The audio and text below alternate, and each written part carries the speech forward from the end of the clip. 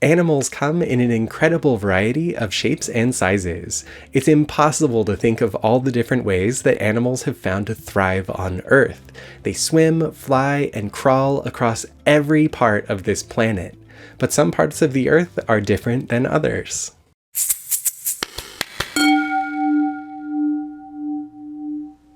The total number of species in an area is referred to as biodiversity. I brought in JJ from Ecotasia to tell us more. So what areas of the world would get more biodiversity like per square foot? So the most biodiverse place in the world is the Amazon rainforest, which has roughly about 1 in 10 species on Earth are found within the Amazon basin. Wow! A famous example of that is in a single tree in Amazonia.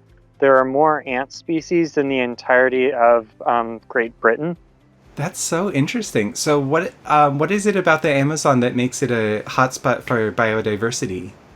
There's just so much energy that's on the equator, and then it's warm and it's wet, and so energy is more quickly converted from sunlight into bioavailable molecules that then can feed all these different organisms. Tropical environments have been stable over the past several million years, whereas the temperate and polar regions have seen mass shifts in the last, maybe 30,000 years between ice ages and glaciation and interglacial periods, whereas the rainforests have more or less been kind of rainforests during that time.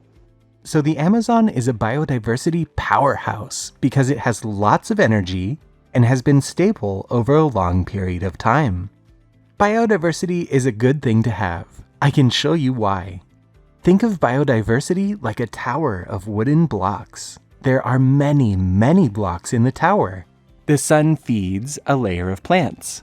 Different plants add nutrients to the soil and make it better for future plants.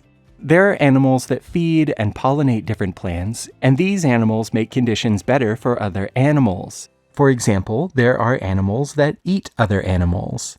Each species has found its place in the world, connected to other species. The abundance of living things on Earth has made it a better place for new living things. We are lucky to live among such richness.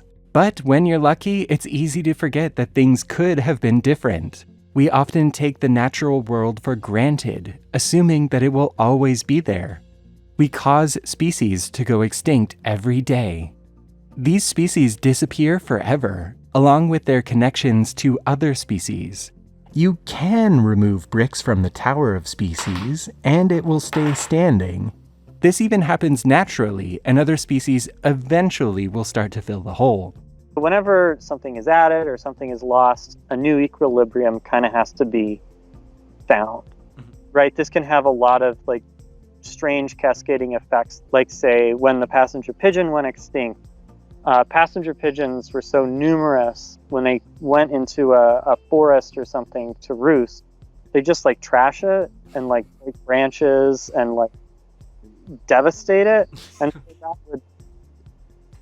but they'd trash the forest, which meant a bunch of dead foliage would just be lying on the ground, which would then catch on fire when it got kind of drier months in the summer, which would burn the forest. So more fire-resistant forests sort of adapted in the presence of passenger pigeons. But since the passenger pigeon has gone extinct, fire has become a lot rarer in eastern North America. That is so interesting. Just birds flying through and making a mess as an ecosystem force. So the tower of species can eventually adjust, but we are removing blocks way faster than the tower can adjust. Remove enough bricks and the structure will collapse, starting with the upper levels. Also, guess what part of the tower we're on? How do you think humans would do in a situation where there's wide-scale ecosystem instability? Are we going to do okay, or are we going to have problems? Humans we're incredibly adaptable and can do a lot and are ecosystem engineers. A stable ecosystem that's dependable is kind of critical, right? If you lose too much rainfall or and that those things change, things become kind of less stable, a new equilibrium has to be found. And the problem is ultimately that new equilibrium could be quite catastrophic. As a side note, you can't just fill one of these holes with a non-native species. It doesn't have the same helpful connections to the other bricks, and can introduce new problems for stability. So it's important to preserve as many of the original bricks as possible. If you're inspired to help preserve biodiversity, there are two ways to take action.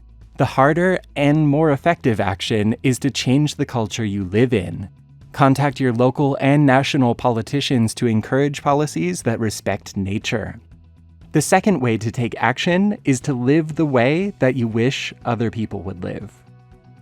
There were so many more interesting stories from JJ that we didn't have time to cover in this video. We have a collaboration coming out on his channel about one of the most unusual birds in the world, the Hoatzin.